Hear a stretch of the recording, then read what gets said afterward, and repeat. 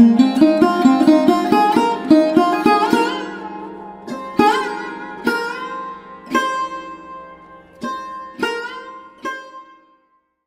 வணக்கங்க ஐயா. மணி சார் வணக்கம். இறுதியான ராசி, உறுதியான ராசி, எங்கள் ராசி மீன ராசி. ஸோ மீன ராசிக்கு உழைத்தும் உயரவில்லை அப்படின்னு சொல்லக்கூடிய சப்ஜெக்ட் பேசிட்டு இருக்கோம். ஸோ இவங்களுக்கு கர்ம எங்க ஒளிஞ்சிருக்கு, எந்த தவறுகள்ல நடந்துட்டு இருக்கு அப்படின்னு சொல்லுங்க ஐயா. கண்டிப்பா. அன்பான மித்ரா டிவி நேயர்களுக்கு இனிய வணக்கம். மீனம் சூப்பர் ராசி. ஏன் சூப்பர் ராசிங்கய்யா? குருவின் ராசிங்களா ஐயா? மோட்ச ராசி. என்ன ராசி? மோட்சம். உங்களுடைய இறுதி பயணம்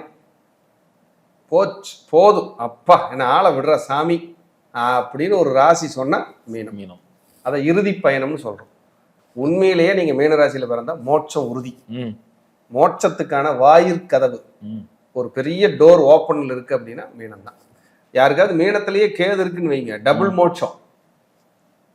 யாருக்காவது சந்திரன் மீனத்துல, சூரியன் மீனத்துல இருந்தா அம்மா அப்பாவுக்கு மோட்சம். இதெல்லாம் டெக்னிக்கல் பாயிண்ட்ஸுங்க. ஏன்னா அது மோட்ச ராசி, 12வது ராசி. 12ல கேது இருந்தா மோட்சம், மறுபிறவி இல்லைங்கிறதெல்லாம் தாண்டி யாருக்காவது 12ல குரு இருந்தாலும், 12ஆம் இடத்தை குரு பார்த்தாலும், 12 குடையவர் குருவோடு சேர்ந்தாலும் அல்லது கேதுவோடு இணைந்தாலும் உங்களுக்கு இந்த பிறவியோடு எனாஃப் மோட்சம் தான். இனி ஒரு இது இல்லை. அங்க பாருங்க, பூரட்டாதி, ரேவதி, உத்திரட்டாதி, ரேவதி 3 நட்சத்திரமே அங்க இருக்கு. அப்போ குரு, சனி, புதன். குரு சனி புதன், குரு வீட்டிலேயே குரு சனி புதன். அப்போ கடுமையான ஒரு பிரமகத்தியை சுமந்துக்கிட்டு இருக்கிற ஒரு ராசி மீனம். சார் 30 நாளா தூங்கலைன்னா மைண்ட் எப்படி இருக்கும்? கதி கலங்கிரும். அதே மாதிரியே இருப்பாங்க எப்பவுமே. நீங்க காசு வந்தாலும் வரலினாலும், ஏன்னா ஒரு மீனை கடிக்கிற ராசி. தப்பிச்சு போற மாதிரி இல்லை. ஒரு சோகம் வந்தாலும் இழுத்து போட்டுக்குவாங்க, ஒரு சந்தோஷம் வந்தாலும் ஹாப்பியா இருப்பாங்க. ஆரோக்கியத்தை கவனம் செலுத்துறவங்க. ஆரோக்கியம். ஏன்னா காலச்சக்கரத்துக்கு 6ஆம் அதிபதியான புதன் நீசமாகிற ராசி. உணவு பழக்க வழக்கத்துக்கு இவங்க அடிமை. ஏன்னா 2ஆம் அதிபதி உணவுக்கான கிரகம் சுக்கிரன் உச்சமாகிற ராசி. ஆனா புருஷன் மேல, பொண்டாட்டி மேல அவங்கவுங்க வச்சிருக்கிற பாசம் மீனத்துக்காரங்க இருக்காங்களே, எக்ஸலண்டா இருக்கு. அடிச்சுக்குவாங்க, கடிச்சுக்குவாங்க, மல்லு கட்டிக்குவாங்க, சண்டை கட்டிக்குவாங்க, எல்லா வேலையும் நடக்கும். ஆனா பாண்டிங்னு சொல்றோம்ல, இணைவு அட்டகாசமா இருக்கும், சூப்பரா இருக்கும். அந்த மீனராசி அன்பர்களுக்கு இதெல்லாம் பெரிய பிளஸ். ஆனா இவர்கள் இந்த குழந்தைகள் லேட்டு, ஒரு குழந்தைக்கு ஒரு குழந்தை இடைவெளி, குழந்தைங்க வளர்ச்சி இல்லை, குழந்தைங்க டெவலப் ஆகாமையே இருக்கு, குழந்தைகளுக்கு நான் ஏதாவது பண்ணணும்னு நினைக்கிறேன், குழந்தைகளுக்கு ஏன் இந்த மாதிரி நடக்குதுன்னு ஒரு குழப்பம், ஒரு மன அழுத்தம், நெருக்கடி இருக்கு அப்படின்னா மீனத்துக்கு அதிகம். மீனத்தில் 6ஆம் அதிபதி புதன் நீசமானா ஹெல்த்தை பார்த்துக்கணும். ஸ்கின்னு, நரம்பு, மன அழுத்தம், தூக்கமின்மை, நிம்மதியின்மை நிறைய இருக்கும். இளைய சகோதர சகோதரிகள், மூத்த சகோதர சகோதரிகளால் நெருக்கடிகளும் சிரமங்களும் சந்திப்பார்கள். இவங்களுக்கு ஸ்ட்ராங்கா இருக்கிற பிரச்சனை என்ன தெரியுங்களா? பேக் எண்ட்ல வம்சாவளியில பெண் சாபம் ஒளிஞ்சுக்கிட்டு இருக்கும். வம்சாவளியில பெண் சாபம். ஏன்னா அங்க யார் நீசம்? புதன். கன்னி பெண்களை குறிக்கக்கூடிய புதன் நீசமாவதால பேக் எண்ட்ல அந்த அந்த வம்சாவளி தோஷம், சாபம் ஒளிஞ்சுக்கிட்டு இருக்கும். அப்ப என்ன சார் நாங்க பண்ணணும் அப்படின்னா, இங்க பாருங்க, திருவிடை மருதூர்னு ஒரு ஊர் இருக்கு, மகாலிங்கேஸ்வரர். இதை விட ரொம்ப அற்புதமான ஒரு இடம் உத்தமர் கோயில், திருச்சி. உத்தமர் கோயில், எஸ், திருச்சியில் இருக்கு. திருச்சியிலிருந்து நாமக்கல் போற வழி, முசிறி போற வழின்னு வச்சுக்கோங்களேன். பெரிய பாலம் வரும், பாலத்தை ஒட்டி கீழ் இருக்கும் சார். ரொம்ப ஒரு எக்ஸலண்டான பிளேஸ் சார் உத்தமர் கோயில். மீனராசிக்காரங்க இல்லை மீன லக்னத்துக்காரங்க இருக்கீங்கன்னா ஒரு தடவை, சார் நான் கொஞ்சம் நல்லா இருக்கணும்னு ஆசைப்படுறேன், எனக்கு பிரச்சனையெல்லாம் நான் தீரணும், எனக்கு ஏதாவது ஒரு கோயில் நல்ல கோயிலா, இந்த நான் உழைக்கிறேன் நிறையா, என்னால் ஊதியமே ஈட்ட முடியல, நான் நிறைய பிரச்சனையை சந்திக்கிறேன், இதெல்லாம் இல்லாமல் நான் அடுத்த கட்டத்துக்கு போகணும், மூவ் ஆகணும் அப்படின்னு எனக்கு ஏதாவது ஒரு டிப்ஸ், ஒரு ரெமெடி நீங்கள் கொடுங்க சார் அப்படின்னா நான் கொடுக்குற சூப்பரான கோயில் உத்தமர் கோயில் தான். திருவிடை மருதூர். சார் என்னைக்கு போகணும் உத்தமர் கோயில்னு கேட்பாங்க. ஏன்னா அடுத்தது கேள்வி அதானே. கண்டிப்பா வியாழக்கிழமை போகணும் சார். அங்கே சார் போய் என்ன சார் பண்ணணும்? 12 நெய் விளக்கு போடணும். வேற ஏதாவது இருக்கு சார்? முடிஞ்சா சாமிகளுக்கு அபிஷேகம் பண்ணுங்க, ஏன்னா அது ஜலராசி. ஆமா, பண்ணுங்க. இதெல்லாம் பண்ணும்போது உங்களுக்கு ஒரு பெரிய பலத்தை கொடுக்கும். அப்போ இவங்க போய் நல்ல ஆத்மார்த்தமாக வழிபாடு பண்ணிட்டு, அர்ச்சனை பிரார்த்தனை அபிஷேகம் பண்ணிட்டு, விளக்கு போட்டு நமஸ்காரம் பண்ணிட்டு வந்தாலே இவங்க பிரார்த்தனைகள் பலிதமாக ஆரம்பிக்கும். இவங்க உழைக்கிற உழைப்புக்கு கொஞ்சமாவது ஒட்ட ஆரம்பிக்கும். நீங்க உத்தமர் கோயிலுக்கு போயிட்டு வந்துட்டு எனக்கு சொல்லுங்க, கண்டிப்பா அதை ஒரு ஃபீல் பண்ணுங்க. ஐயோ என்னமோ ஒண்ணு இருக்கு சார், இங்க என்ன சார், எப்படி சார் கண்டுபிடிச்சீங்க அப்படின்னு உங்களுக்குள்ளேயே ஒரு பூரிப்படையக்கூடிய, ஏன்னா குரு பரிகார ஸ்தலம். என்னது?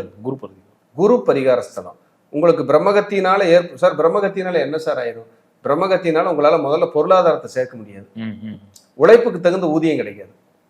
இதுதான் பிரம்மகத்தியோட முக்கியமான வேலையே. நீங்க 12 ராசிகளுக்கும் கர்மா எங்கேயோ ஒளிஞ்சிருக்கு, உழைப்புக்கு தகுந்த ஊதியமே கிடைக்கலன்னு சொல்றீங்களே, நல்லா ஞாபகம் வச்சுங்க. நீங்க எந்த 12 ராசியில எந்த ராசியில வேணாலும் பிறந்துருங்க, உங்களுக்கு உழைப்புக்கு தகுந்த ஊதியம் யாருக்கெல்லாம் கிடைக்காதுன்னா 12 ராசிக்காரங்களுக்கும் 1940, 50, 60, 70, 80, 90, 2000, 2010, 2020 இவங்களுக்கெல்லாம் உழைப்புக்கு தகுந்த ஊதியத்தை பெறவே முடியாது. எதனால ஐயா? குரு சனி 10 வருஷத்துக்கு ஒரு தடவை பார்த்துக்கணும், ஒவ்வொரு 20 வருஷத்துக்கு ஒரு தடவை சேர்ந்துடும் குரு சனி. நீங்க உதாரணத்துக்கு 1940 இருந்து உதாரணத்துக்கு எடுத்துக்குவோம், 40, 60, 80, 2000, 2020 இவங்களுக்கெல்லாம் உங்க ஜாதகத்தை எடுத்து பாருங்க, குருவும் சனியும் ஒன்னா இருப்பாங்க. அப்ப குரு சனி ஒன்னா இருந்தாலே, குரு சனி நேரடியா பாத்துக்கிறது 10 வருஷத்துக்கு ஒரு தடவை பார்த்து 1940 ஒன்னா சேர்ந்திருப்பாங்க, 50 பார்த்துக்கிட்டு இருப்பாங்க, 60 ஒன்னா சேர்ந்திருப்பாங்க, 70 ஒண்ணுக்கு நேருக்கு நேர் பார்த்துக்கிட்டு இருப்பாங்க, 80 குரு சனி ஒன்னா இருப்பாங்க, 90 நேருக்கு நேர் பார்த்துக்குவாங்க, 2000 ஒன்னா இருப்பாங்க, 2010 நேருக்கு நேர் பார்த்துக்குவாங்க, 2020 ஒன்னா இருப்பாங்க. அப்ப 2020ல குரு சனி ஒன்னா இருப்பாங்க அப்படிங்கிறது ஒரு விதி. அப்போ பார்த்துக்கிறது சேர்றது, பார்த்துக்கிறது சேர்றது, இதை வச்சுதான் இந்த கர்மா டிராவல் ஆகும். அப்ப இவங்களுக்கெல்லாம் தர்ம கர்மாதிபதி யோகம்னு மறைமுகமா ஒரு யோகம் இருந்தால் கூட கண்டிப்பாக பிரம்மகத்தி தோஷம் என்று ஒன்று தொடர்ந்து கொண்டே இருக்கும்.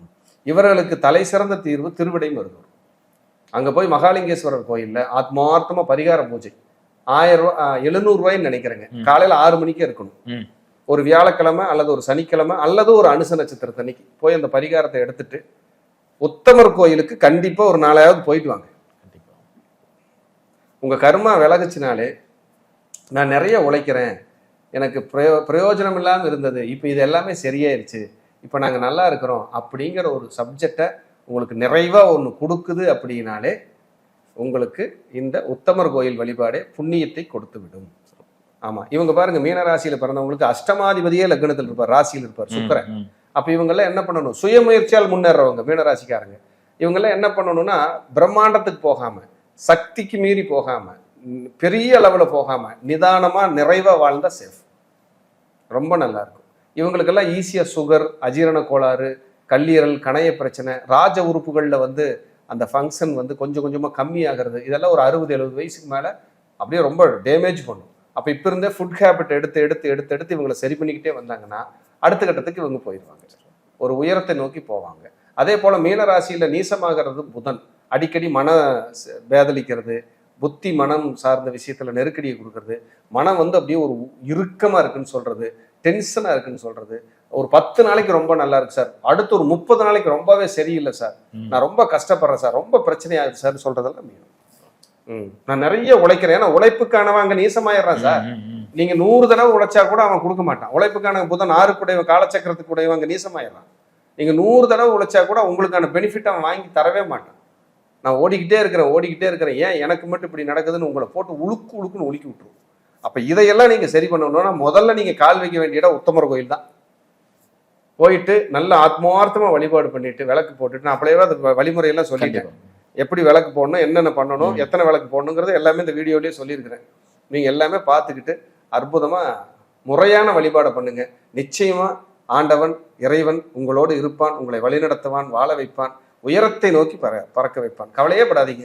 மீனத்துக்கு என்னைக்குமே வெற்றி தான். என்ன இப்ப ஜென்மச்சனி போயிட்டு இருக்குது, மீனத்துக்கு அப்படியே மண்டையை பிடிச்சிட்டு ஆட்டும், எப்படி சந்தோஷமா இருப்ப அப்படின்னு ஆட்டும். அதெல்லாம் நீங்க யோசிக்காதீங்க. எப்பவுமே உண்மையா நேர்மையா நாம உண்டு நம்ம வேலை உண்டுன்னு இருந்தோம்னா எத்தனை சனி வந்தாலும் ஒன்றும் பண்ணாது. இதான் உண்மை. நமக்கான வாழ்க்கையை நம்ம வாழணும், இல்லைன்னா நம்மளை அது தொலைச்சி விட்டுரும், காலி பண்ணிடும். அவர் நல்லா இருக்காரு, இவர் நல்லா இருக்காருங்கிற லைஃப் எல்லாம் நீங்க வாழ்ந்து பிரயோஜனமே இல்லை. அது நம்மளுக்கு நிம்மதியை கெடுத்து நம்ம காலத்துக்கும் அது நம்மளை ஓட விடாது. எனவே உங்கள் வாழ்க்கை நீங்கள் வாழுங்கள், எப்பொழுதும் நலமாக இருங்கள்ங்கிறதா என்னோட அட்வைஸ், ஆசிகள். நிச்சயமா எல்லாருக்கும் நல்லது நடக்கணும், நல்லது மட்டும்தான் நடக்கணும்னு சொல்லி இந்த சமயத்துல வேண்டிக்கிறேன். மீனம் எப்பொழுதுமே ஒரு வெற்றிக்கான ஒரு முகத்தை நோக்கி பயணிக்கிறதுக்கு ஆயத்தமாயிக்கங்க. நல்ல ஆலயங்கள் உங்களுக்கு கொடுத்துருக்குறேன். 12 ராசிகளுக்கும் கர்மாவை வெல்லும் ரகசியத்தையும் கொடுத்து உழைப்புக்கு தகுந்த ஊதியம் ஏன் கிடைக்கல, எங்க கர்மா ஒளிஞ்சிருக்குங்கிறதெல்லாம் நம்ம பார்த்துருக்குறோம். அதே போல இந்த பெண் சாபம்னு ஒரு விஷயத்த மேலத்துக்கு சொல்லியிருப்போம். திருவிசை நல்லூர்னு ஒரு ஊர் இருக்கு. திருவிசை நல்லூர் அது எங்க இருக்குன்னா திருவிடைமருதூர்ல இருந்து ஒரு 5 கிலோமீட்டர். யோகநந்தீஸ்வரர், சிவயோகநாதர், திங்கட்கிழமை அன்னைக்கு அந்த சிவனுக்கு அங்க பாலாபிஷேகம் நடக்கும். நீங்க உங்களுக்கு அந்த மாதிரி ஃபீல் இருந்ததுன்னா, பெண் சாபம் ஏதாவது இருக்குமோன்னு உங்களுக்கு ஃபீல் இருந்ததுன்னா, அந்த ஆலயத்துக்கு போய் ஒரு நல்ல அபிஷேகம் பண்ணிட்டு அன்னதானம் பண்ணிட்டு ஒரு 11 நெய்விளக்கு ஏற்றி எங்க வம்சத்துக்கும் எங்களுக்கும் இனிமேல் அந்த பெண் சாபம் தொடரக்கூடாதுன்னு வேண்டிட்டு விழுந்து கும்பிட்டுட்டு வாங்க. நிச்சயமா இறைவன் உங்களோடு இருப்பான், விமோச்சனத்தை அளிப்பான்னு சொல்லி மீண்டும் ஒரு நல்ல பதிவில் சந்திக்கிறையா. நன்றி, வணக்கம், வாழ்க வளமுடன். நன்றி.